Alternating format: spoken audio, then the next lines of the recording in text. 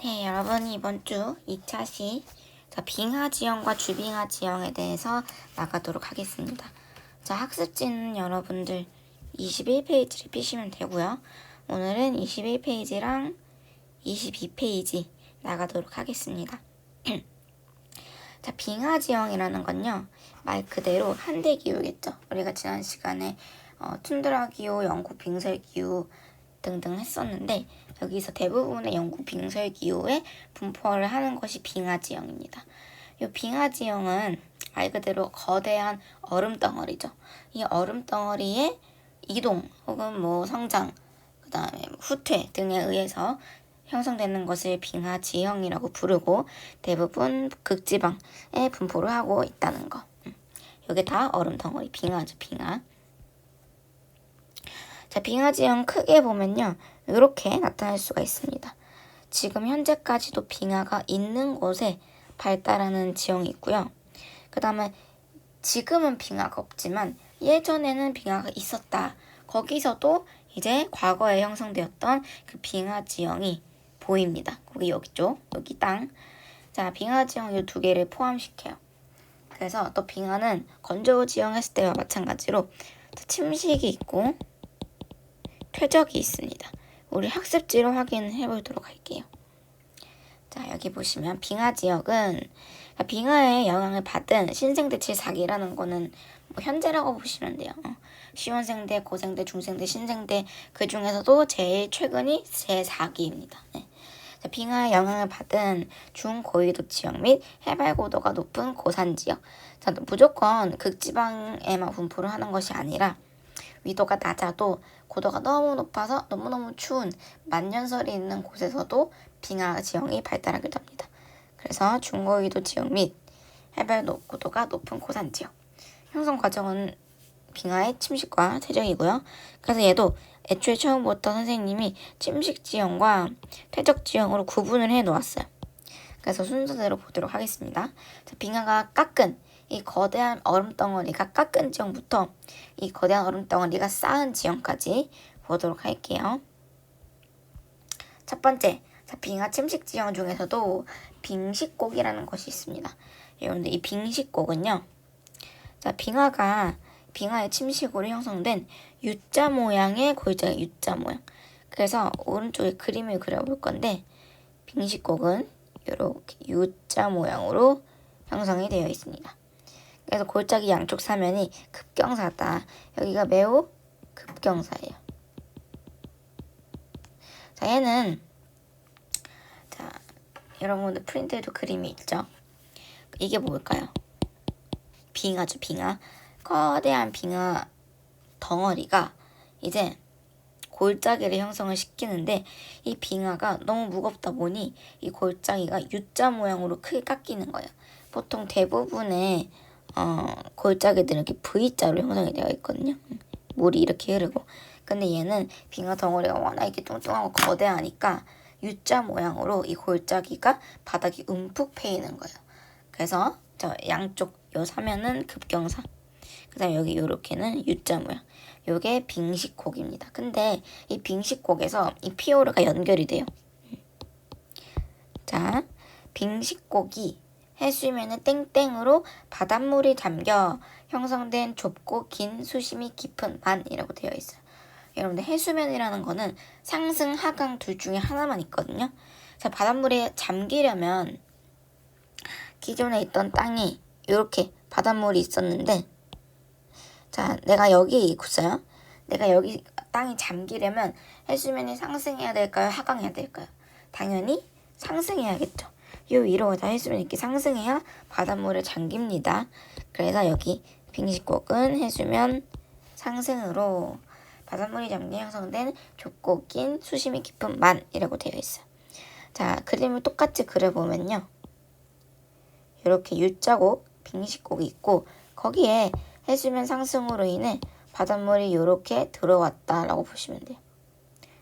자, 수심이 깊은 만이라는 거는 이제 물이 깊게 들어온 걸 우리가 만이라고 부릅니다. 그래서 원래는 여기가 다 빙하였어. U자곡이 형성이 됐는데, 자, 이때 갑자기 사라졌어요. 왜냐? 더워져서. 뭐 온난화 영향일 수도 있고 빙하기가 끝난 거일 수도 있고 어쨌든 뭐 온도의 상승으로 인해 이 빙하 거대한 덩어리가 다 녹고 사라지면 이 빙식곡이 U자형으로 패인 게 보이는 거죠. 예. 근데 또 이제 기온이 더 올라서 해수면 상승으로 물이 쫙 들어왔다. 자, 상승. 그래서 물이 여기에 고이면 이 깊은 만을 우리가 피오르라고 한다는 거예요. 피오르. 그래서 피오르 해안이라고도 불러요. 실제 빙식곡 사진입니다.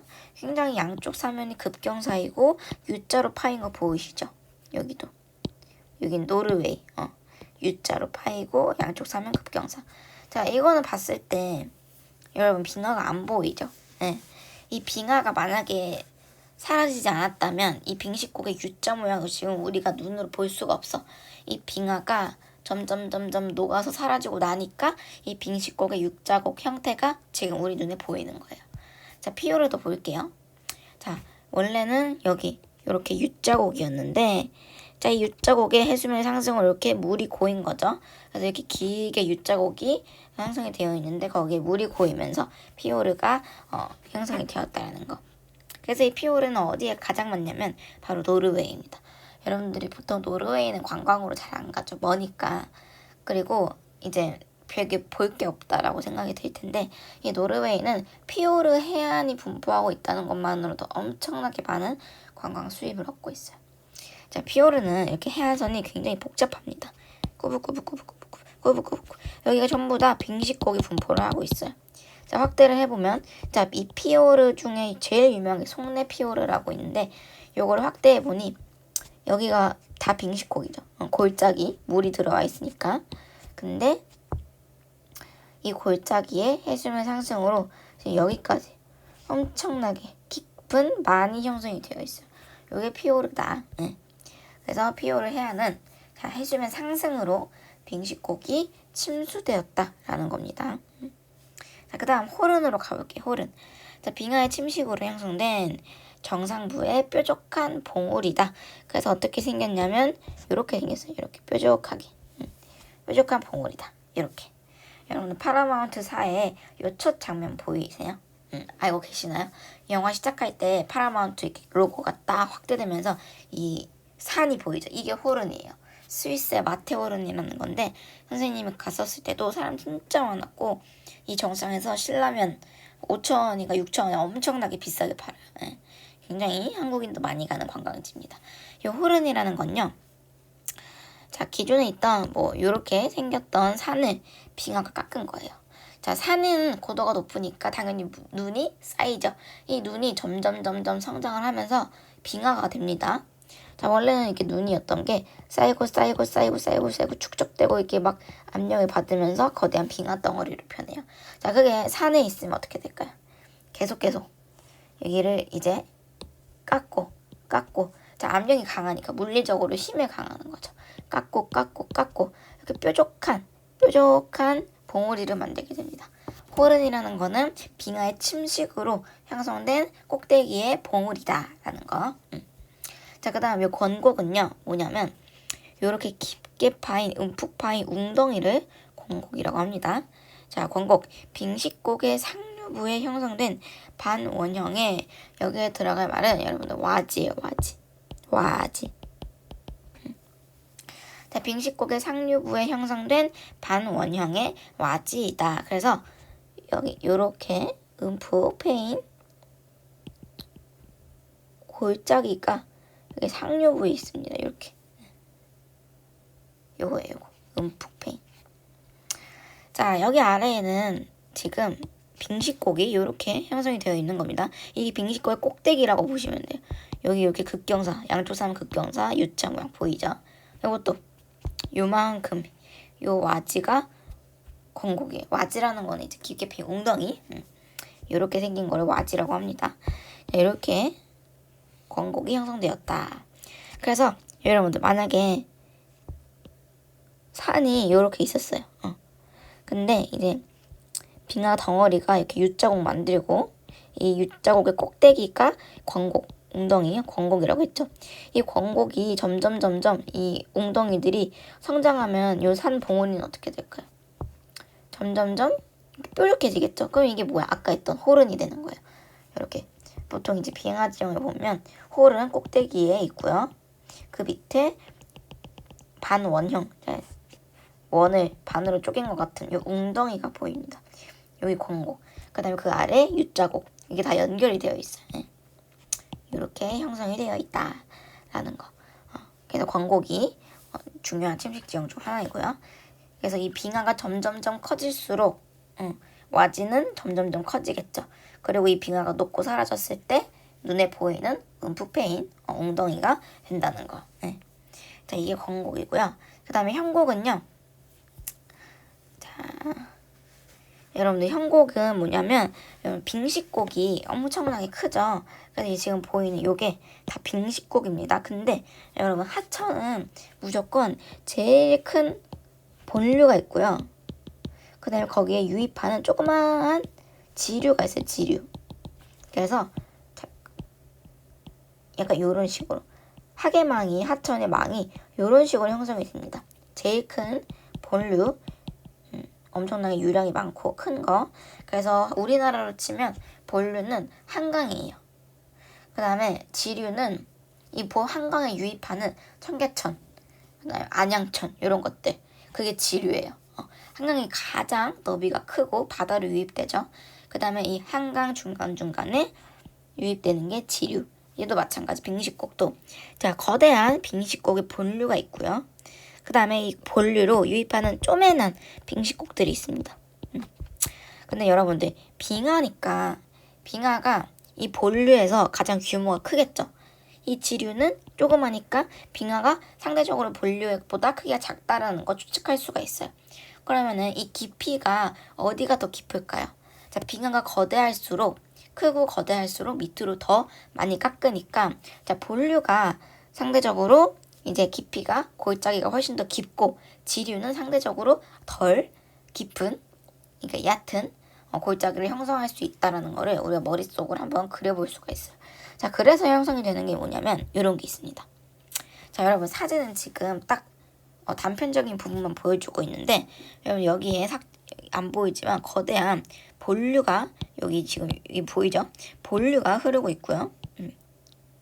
근데 이 본류를 유입하는 지류 상대적으로 덜 깎였어.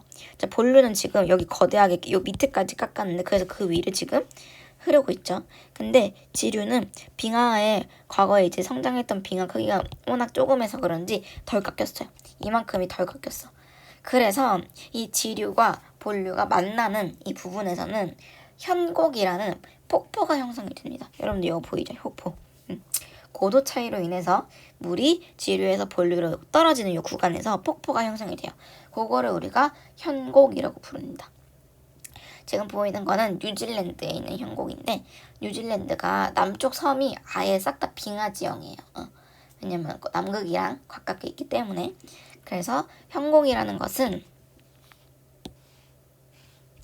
본류 빙식곡으로 함유하는 지류 빙식곡이다. 그래서 폭포를 형성한다. 요거야. 본류가 이렇게 거대하게 깎아놨는데 거기서 이제 지류가 유입을 한다. 그래서 그때 콸콸콸 내리는 폭포를 우리가 현곡이라고 부른다라는 거. 별거 없어요. 네. 그래서 빙하 침식 지형은 이렇게 크게 5가지로 볼 수가 있고요. 그 다음에 우리는 이제 빙하 퇴적 지형을 한번 보도록 할게요. 자, 빙하 퇴적 지형. 요거는 이제 침식 지형의 총정리. 꼭대기 홀은 그 밑에 웅덩이 권곡, 그다음에 그 아래로 쭉 U자곡이 있고 이 U자곡이 본류고 이제 지류. 조그맣게 유입해는 소규모의 골짜기에는 폭포, 현곡이 형성이 된다라는 거. 그 다음 빙하 퇴적 지형 볼게요. 자, 첫 번째 빙퇴석. 빙퇴석은요 모레인이랑 동일한 단어입니다. 혼용을 하고요. 자, 이 빙퇴석이 쌓인 평지를 빙력토 평원이라고 불러요. 그래서 이 빙력토 평원이라는 거는 들어갈 말이 빙하의 후퇴라는 말이 중요합니다. 빙하의 후퇴로 빙퇴석만 남아 형성된 평원이다. 여러분들 빙하가 이제 빙하기거나 엄청나게 온도가 낮았을 때는요 점점 성장을 하겠죠. 지금은 빙하가 지구가 있으면은 한 요 정도밖에 분포를 안 해요. 근데 과거에는 엄청나게 추웠을 때 여기까지 뭐 미국, 러시아 밑에 중국 위에까지 빙하가 있었단 말이에요. 근데 이제 온도가 오르면 사라지죠. 이 빙하가 녹아요. 자, 그래서 과거 빙하기에는 요만큼 빙하가 성장했었는데 저위도까지. 근데 이제 온도가 오르면서 점점 뒤로 후퇴하고 있어요. 이 뒤로 도망가는 것처럼 보이죠. 그래서 현재는 요만큼밖에 빙하가 분포하고 있지 않는다라는 거예요. 자, 근데 요 부분은 그럼 뭘까요? 요 부분. 여기는 자, 과거에는 빙하가 있었지만 현재에는 빙하가 없는 곳이에요. 근데 과거에 빙하의 영향을 받았기 때문에 빙하 지형이 분포합니다. 빙하 지형은 꼭 현재도 빙하가 있어야만 형성이 되는 게 아니라요. 과거에 빙하의 영향을 받았다면 그게 지금 현재 빙하는 없지만 바닥 위로 드러나게 되어 있죠. 그것도 우리가 빙하 지형이에요. 빙하 퇴적 지형은 대부분 이제 과거에 빙하의 영향을 받았던 온도가 올라서 빙하가 지금은 사라진 그러한 지역에서 분포를 많이 하고요. 그래서 나와 있죠. 빙하가 뒤로 후퇴했어. 위로 올라갔어. 진짜 찐으로 뒤로 슬금슬금 기어가고 이동했다. 요 말은 아니에요. 그냥 빙하가 사라졌다라는 거야. 요 부분이. 그래서 그거를 빙하의 후퇴라고 표현을 합니다. 한마디로 온도 상승으로 인해 빙하가 상대적으로 낮은 지역에서는 위도가 낮은 지역에서는 사라졌다라는 거야. 빙하의 후퇴로 빙태석만 남아 형성된 평원을 빙력토 평원이라 부른다. 현재까지도 과거의 빙하가 영향을 받았던 지역은 지금도 조금 완전 열대 기후는 아니죠. 한 뭐 위도 한 50도 위에 정도? 네. 상대적으로 고위도예요. 자, 위도가 높으니까 유기물이 부족하고요. 자, 첫 번째로 빙태석을 보도록 할게요. 자, 빙태석은 말 그대로 돌이에요, 돌. 그래서 이 돌멩이들이 이렇게 막 중구난방으로 거대한 애들, 조그만 애들, 거대한 애들, 조그만 애들이 막 뒤섞여 있는 거를 우리가 빙퇴석 모래인이라고 부릅니다. 이렇게 보이죠? 엄청나게 많은 돌멩이들이 이렇게 쌓여 있어요. 근데 여러분들 이건 어떻게 형성이 된 거냐면요. 빙하가 성장하는 이 빙하기 때 거대한 빙하 덩어리가 점점 이제 여기가 극이고 여기가 0도라고 했을 때 저위도 점점 밑으로 성장을 하죠. 이렇게 쭉 내려와. 반대로 빙하기가 끝났어. 온도가 올라갔어. 그러면 다시 뒤로 후퇴를 하는 거예요. 이때 자 빙하가요. 이동을 할 때 앞으로 올 때 성장하면서 갈 때 밑에 엄청나게 많은 이 돌멩이들이 끌어옵니다. 왜? 아까 얘기했죠. 빙하는 엄청나게 큰 덩어리 무게로 침식을 한다고. 압력을 가하죠. 이 빙하가 왔다 갔다 이동을 할 때 바닥에 있는 이 바닥에 돌을 깎아대요. 그래서 깎고 그거를 이제 빙하가 이동을 하면서 바닥에서 끌고 다녀요. 그래서 엄청나게 빙하 아래에는 수많은 돌멩이들이 분포를 하고 있습니다. 근데 그게 밑에 쫙 쌓였다가 이 빙하가 나중에 이렇게 후퇴했어요. 그러면 이 바닥에 있던 이 돌멩이들이 지금 우리가 눈에 보일 수 있게 드러나게 되는 거죠. 그게 지금 우리가 보는 이 화면인 거예요. 과거에는 여기까지 빙하가 성장을 했었다는 거야. 근데 그때 이제 바닥에 끌고 가다 엄청나게 많은 이 돌멩이들이 빙하가 뒤로 후퇴하고 나서 우리 눈앞에 보일 수 있게 드러난 거예요. 바닥에 있던 게. 이해가 가시나요? 네, 그게 우리가 빙태석 모래인이라고 부르는 거고요. 자, 중요한 특징 하나가 있어요. 분급이라는 단어가 나옵니다. 자, 분급이 어떻느냐? 이런 여기에다가 불량이라고 적어서 불량하다. 한마디로 분급이 안 좋다라는 겁니다. 자, 분급이라는 건요, 뭐냐면요. 적어주세요. 자, 퇴적물의 입자의 크기가 같은 것끼리 나뉘는 것. 이렇게 정의를 내릴 수가 있습니다. 여러분들 퇴적물. 자, 이 빙하가 깎은 돌멩이들은 크기가 굉장히 다양하죠. 거대한 것도 있고 조그만 것도 있고 중간 것도 있고 되게 다양해요. 근데 이게 이 분급이라는 거는 같은 것끼리 나뉘는 겁니다. 자, 큰 거는 큰 것끼리, 중간 거는 중간끼리, 작은 거는 작은 것끼리 이렇게 나뉘어야 우리가 분급이 좋다라고 불러요. 근데 그렇다면 분급이 불량하다는 거는 뭘까요? 얘네가 막 뒤섞여 있는 거야. 같은 것끼리 나눠져 있지 않고 이렇게 막 뒤섞여 있어요. 자, 우리는 요거를 분급이 불량하다라고 부릅니다. 지금 보이죠? 거대한 거, 조그만 거, 거대한 거, 조그만 거 다 뒤섞여 있어요. 그래서 우리 모래인의 가장 큰 특징 중 하나는 분급이 불량하다라는 거. 그게 이제 빙퇴석이다. 자, 그 다음으로 에스커라는 거 있는데 영어로 이제 에스커라고 부릅니다. 얘는 뭐냐면 새로 나오는 단어가 하나 있어요. 융빙수에 의해 형성된 제방 모양의 세적 지형이다. 유일하게 여기서 융빙수라는 말이 나와요. 융빙수라는 건요, 여러분들, 빙하가 융해되었다. 빙하가 녹은 물을 우리가 융빙수라고 합니다. 자, 융빙수에 의해 형성된 제방 모양의 퇴적 지형이다. 이거는 뭐냐면 과거에 빙하가 이렇게 성장을 했었어요. 근데 지금은 이제 뒤로 가서 후퇴해가지고 지금 요게 드러난 거야, 바닥이.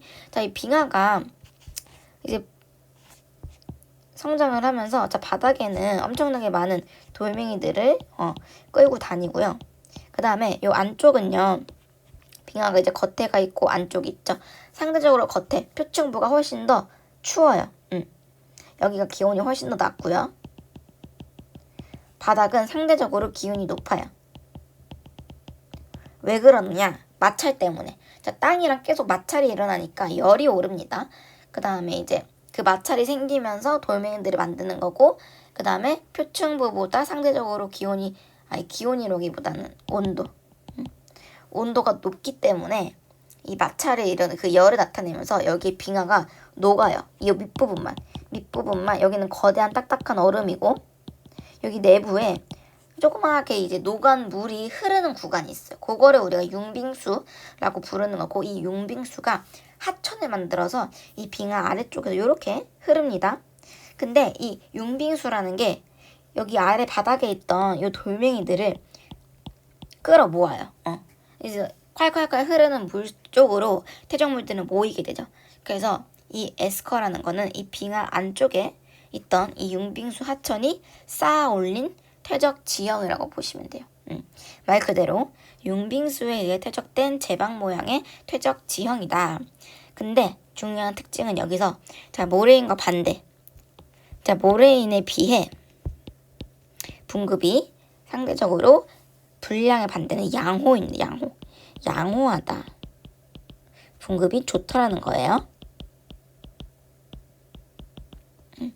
자, 빙하가 이게 거대한 빙하가 깎으면서 이제 막 이동시키는 퇴적물들은 분급이 안 좋은데, 그 안에서 빙하 안에서 이 녹은 융빙수 하천이 끌고 가는 퇴적물들은 분급이 좋아요. 이거는 얼음이냐 물이냐 요 차이야. 물에 의해서 퇴적이 되는 것들은 대부분 분급이 좋고요. 반대로 이제 거대한 빙하가 그냥 덩어리째로 우와 가면서 이동시키는 것들은 분급이 안 좋습니다. 그래서 이거 두 가지. 자, 모래인에 비해서 분급이 양호하다. 모래인은 분급이 불량하다라는 거. 그래서 에스커는요, 모습을 보니 진짜 이렇게 뚝처럼 이렇게 쭉 올라온 제방 모양의 지형이다라는 거. 그래서 빙하가 후퇴하고 나서 드러난 지형이고요. 그 다음에 이제 이 에스커랑 비슷하게 드럼린이라는 게 있어요. 드럼린은 마지막입니다. 자, 빙하의 이동에 의해 퇴적된 지형이다. 숟가락을 엎어놓은 모양이다. 그래서 이 드럼린은요, 이렇게 생겼어요. 이렇게 우리가 숟가락 이렇게 툭 엎어놓은 것 같이 생겼죠. 자, 빙하에 의해 형성된 퇴적 지형인데, 얘는 후퇴에 의한 게 아니에요. 후퇴가 아니라 전진할 때 형성이 된 겁니다. 자, 거대한 빙하가 이렇게 앞으로 바닥 위로 이렇게 쭉 흐르죠. 빙하는 항상 이동합니다. 이때 이 안에서 모래인이 이게 형성이 된다고 했죠. 빙퇴석들. 근데 이 빙퇴석이 이렇게 숟가락을 엎은 모양으로 쌓이는 거예요. 이렇게. 자, 한마디로 이 빙하 덩어리가 밀어 올렸다라고 보시면 돼요. 거대한 빙하 덩어리가 이제 확장 이동을 하면서 땅바닥에 있던 이 돌멩이들을 쌓아 올렸다. 사고와 반대로, 사고는 바람이 쌓은 거죠. 그래서 바람이 불어오는 쪽이 완경사였어요. 근데 얘는 반대야. 빙하가 오는 쪽이 급경사입니다. 쉽게 말하면 이렇게 빙하가 여기에서 왔다라는 거야. 자, 급경사, 완경사. 여기도 급경사, 완경사. 자, 급경사 쪽이 빙하가 요렇게 전진했다는 거죠. 요쪽 방향 급경사 쪽으로 요렇게. 그래서 요 거대한 빙하 덩어리가 돌멩이들을 이렇게 들어 올린 거예요. 갑자기 이제 와 하면서 이렇게 확 들어 올리고, 그리고 일정 고도가 지나고 이제 와르르르 무너지면서 완경사를 쌓았다. 이게 드럼린이고, 자 보이죠? 숟가락을 엎은 모양. 여기도 숟가락을 엎은, 약간 조금 징그러운데, 숟가락을 엎은 요 거대한 덩어리들이 요렇게 다 엄청나게 많이 쌓여 있죠. 그래서 과거에 빙하가 요렇게 성장을 했었던 거예요. 근데 이게 지금 후퇴로 인해 드러난 거죠. 후퇴로 인해 눈에 보이게 된 거지, 후퇴하면서 형성된 건 아닙니다. 빙하가 후퇴가 아니라 전진할 때, 이동할 때 형성이 된 게 드럼린이에요. 이렇게 엄청나게 많은 덩어리들이 드럼린이다. 요거 더 크게 확대하면 이렇게 농경지로 이용이 돼요. 이렇게 거대하게 숟가락을 엎은 모양으로 언덕이 형성되어 있는 거 보이시죠? 이게 드럼린이라는 거고, 빙하의 이동에 의해 퇴적된 지형이다. 그래서 숟가락을 엎은 모양이고, 빙하가 전진했던 방향이 급경사이다 라는 거예요. 그래서 이렇게 우리가 빙하 지형을 쭉 정리를 해보면, 이건 퇴적 지형이죠. 드럼린. 이 그림으로 여러분들 꼭 공부하시면 돼요. 자, 원래는 여기까지 빙하가 있었어. 근데 뒤로 후퇴하는 겁니다. 후퇴하는 빙하. 그래서 이 빙하가 성장했던 곳까지 지금 이 빙퇴석이 쌓여 있겠죠. 그래서 빙퇴석, 모래인이 이렇게 언덕으로 이렇게 형성이 된 거 보이시고요. 쌓여 있어요. 여기 바닥에도 이제 군데군데 모래인이 있고요. 자, 그 다음에 이 후퇴하는 빙하 안에서 융빙수, 하천이 이렇게 흐릅니다. 땅바닥에. 그래서 이 하천이 흐르면서 쌓은 이 똥모양의 지형을 에스커라고 불렀고요. 그 다음에 이 빙하가 이동을 했을 때, 전진했을 때 훅 들어 올려서 쌓은 게 드럼린이었어요. 그래서 보이죠? 빙하가 있는 쪽이 급경사, 반대가 완경사. 그리고 이 전체가 빙력도 표현입니다. 이 전체가. 그래서 퇴적 지형은 이렇게 정리가 돼요. 그래서 요게 여러분들 위에 있는 요 개념 단어들도 중요하지만, 항상 지형은 밑에 있는 요 그림이랑 연결을 지을 수 있어야 된다는 거. 요 밑에 있는 그림 자주 보시고요. 어떻게 생겼는지. 자, 이게 바로 빙하 지형이었고, 이제 주빙하 지형으로 가보도록 할게요. 자, 주빙하 지형은 말 그대로 여러분들 빙하의 주변이에요. 빙하의 주변 기후에서 형성되는 지형이다. 한마디로 뭐 주빙하 기후에서 형성되는 지형을 주빙하 지형이라고 부릅니다. 얘는 별거 없어요. 자, 분포는 어디냐? 당연히 영구 빙설기후 주변이니까 툰드라겠죠. 자, 툰드라 지역 및 위도가 낮아도 고산 지역이면 형성될 수가 있다. 저번에 얘기했듯이 툰드라는 지표 땅이 두 가지로 나눠지죠. 영구 동토층이 있고 활동층이 있습니다. 활동층은 짧은 여름철 일시적으로 융해되는 거. 그래서 와르르 이동하는 거. 그 다음에 영구 동토층 1년 내내 연중 얼어 있는 거. 그거를 영구적으로 얼어 있다. 동결되어 있다. 동결되어 있는 토층, 영구 동토층이라고 불렀습니다. 자, 이 지층 때문에 형성이 되는 게 여러 가지가 있어요. 요렇게 여기 위에가 얕은 게 여기 활동층, 여기가 영구 동토층. 자, 이때 형성되는 지형이 뭐가 있느냐? 크게 이제 두 가지가 있습니다. 자, 첫 번째, 그 전으로 형성 과정부터 보시면 이 활동층이 동결과 융해를 반복되기 때문에 여름철 낮과 밤을 주기로 기온이 영상과 영하를 오르내리기 때문에 나타나는 현상이 두 가지가 있어요. 첫 번째로 솔리플럭션이라는 게 있습니다. 갑자기 영어가 나오죠. 솔리플럭션이라는 거는 수분을 많이 포함하고 있는 활동층이 여름철에 녹아서 경사면에 따라 흘러내리는 현상이에요. 활동층이 경사면에 따라 흘러내리는. 그래서 보시면요. 요거. 자, 보이죠? 활동층이 녹아내려, 여름에는. 그래서 꼿꼿했던 나무와 전신주가 이렇게 휘어져 있는 거 보이시죠? 자, 이거는 왜 그러냐면 동결될 때, 자, 그 다음에 융해될 때 두 가지가 다르면 이제 땅이 어떻게 되면요, 얼면 이렇게 쫙 쪼그라들고, 그 다음에 녹으면 푹 퍼지죠. 이게 반복하다 보면요. 팽창수축, 팽창수축, 팽창수축. 이 땅이 얼었다가 녹았다, 얼었다가 녹았다를 반복하기 때문에 점점 녹았을 때 일시적으로 약간 슉 밑으로 내려가요. 그래서 여러분들 요거 자 꼿꼿이 써있던 나무가 동결융해 반복하다 보면 이렇게 밑으로 슉 내려옵니다. 돌멩이도 마찬가지죠. 그래서 이제 한대기후가 가옥을 어떻게 짓는다고 했어요. 고산가옥, 기둥을 영구 동토층까지 박아서 왜냐면 여름철에 활동층이 녹으면 무너져 내리니까. 그래서 요런 거 요거를 이제 이 지층이 경사를 따라 이렇게 흘러내려가는 거를 솔리플럭션 현상이다라고 부르는 거예요. 솔리플럭션이라는 거는 활동층이 여름철에 흘러내리는 거를 얘기를 하고요. 자, 두 번째로 작용이 뭐가 있냐면 얼음의 쐐기 작용이라는 게 있어요. 쐐기. 여러분들 쐐기는 말 그대로 송곳. 송곳이 이렇게 막 암석을 쪼개는 거예요. 암석에 스며든 물이 반복적으로 얼면서 팽창하고 주변에 힘을 가해 암석에 균열을 발생시킨다. 그래서 여기 나와 있죠. 물, 암석 틈 사이로 이렇게 물이 들어가요. 근데 이 물이 겨울에 얼죠. 주빙하 기후 때는 여름철에는 이제 물인데 겨울철에는 업니다. 그럼 여러분들 부피가 커져요. 얼음은 물보다. 그래서 커지면서 암석을 여기 옆으로 압력을 가하게 되는 거죠. 이게 수십 년 동안 반복이 되면 어떻게 될까요? 이 암석을 마치 못을 내고 망치질을 하는 것처럼 쐐기를 이렇게 박은 것처럼 암석이 균열이 생기면서 쪼개진다는 거예요. 요렇게 자 암석이 자 원래는 한 덩어리였어. 요 큰 덩어리였던 게 이제 물이 들어갔다가 요게 이제 겨울철에 얼고 여름철에 녹았다가 다시 또 얼고 다시 또 녹았다가 얼고를 반복하면서 압력을 가하면서 쪼개지는 거예요. 그럼 여러분 이거는 화학적 풍화일까요? 물리적 풍화일까요? 자 암석이 제자리에서 부서지는데 물리적으로 압력을 가했을까요? 화학적으로 화학 반응을 일으켰을까요? 당연히 물리적이죠. 그래서 여기 나와 있어요. 자, 물리적인 풍화작용이다. 암석이 이제 압력을 가해서 쐐기가 깨는 거예요.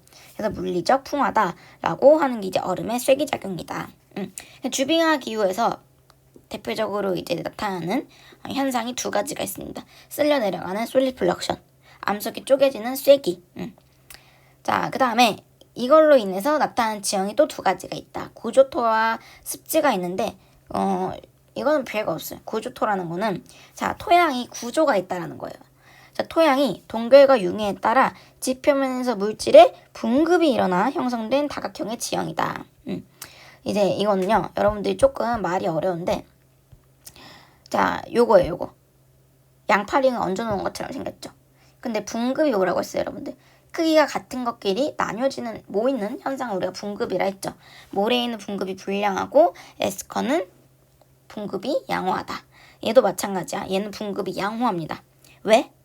자 보이죠? 이게 조그마한 애들이 있고요. 크기가 조그마한 애들이 있고 이렇게 거대한 애들이 있어요. 자 거대한 애들은 거대한 애들끼리 조그만 애들은 조그만 애들끼리 모여 있어요. 이렇게 신기하죠? 요건 진짜 자연적으로 형성이 된 건데 이제 토양이 얼고 녹고를 반복하다 보면요 이 물이 이동을 하면서 크기가 같은 것끼리 이렇게 분리를 해놔요. 구체적인 과정은 여러분들이 알 필요 없고 그냥 주빙하 지형에서는 이제 얼었다 녹았다를 반복하면서 크기가 같은 것끼리 퇴적물들이 이제 이동을 하고 지들끼리 모이게 돼요. 이제 우리는 그래서 그거를 분급이 양호한 구조토 모양이 패턴이 있는 토양이다라고 해서 이제 고조토라고 부르고 이제 이 고조토는 특징이 물질의 분급이 일어난다라는 거. 그 다음에 습지와 호소는 당연히 여름철에 이제 활동층이 녹으니까 이 얼음이 녹은 군데군데 얼음 덩어리가 박혀있던 땅은 그게 녹으면서 습지 혹은 호수가 형성이 되겠죠. 그거예요. 여름철 활동철에 얼음이 녹으면서 지표면에 형성된 많은 연못들. 그래서 요런 거. 군데군데. 이제 여기가 이제 겨울철에는 다 얼음 덩어리가 박혀 있었다는 거지. 그게 녹으면서 여기에 이제 호수를 만드는 겁니다. 습지 같은 것들. 그게 이제 주빙하 기후의 호소이다. 요거는 이제 쐐기작용에 그거를 볼 수 있는 거. 자, 사면이 있는데 쐐기를 통해서 암석이 쪼개지는 거예요. 그게 와르르 무너져가지고 이렇게 엄청난 돌이 흐르는 강.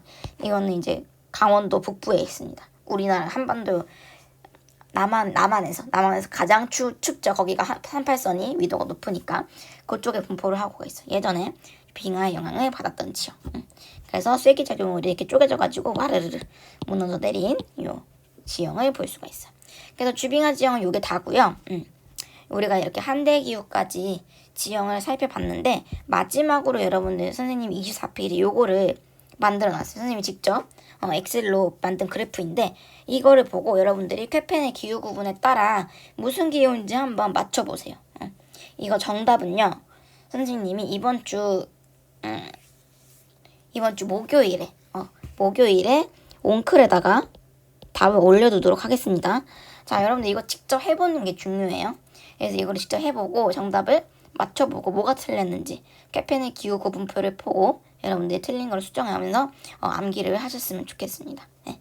자, 우리는 오늘 여기까지 하도록 할 거고요. 시험 범위는 말씀드린 그대로 23페이지까지